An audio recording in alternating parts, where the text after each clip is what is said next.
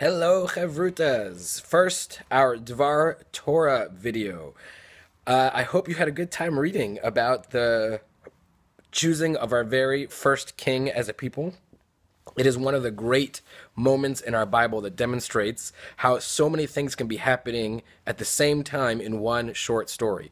On one level, we have the political reality of the ancient Near East, where the ancient Israelites realized that everyone else seemed to be beating them at wars, and they had a king to lead their armies and to lead their diplomatic efforts, to be a political head of their people. And they said, we want one too. We need not just a religious head, we also need a political head, which became a constant struggle throughout our history.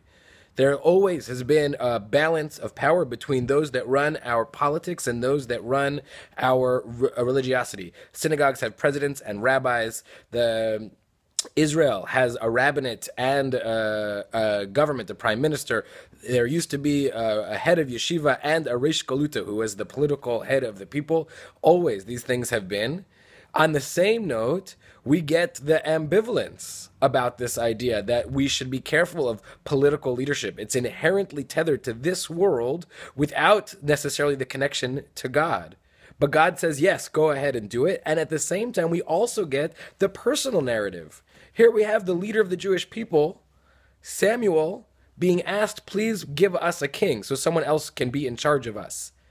So God says to Samuel, yeah, give them a king. And Samuel gives a page-long speech about how terrible of an idea it is to the people, even though God said do it. We also get this very personal narrative that reminds us that everything that happens, every story, every moment, yes, teaches us values, but also is always overlaid on actual personal, emotional drama that relates to who we are as people.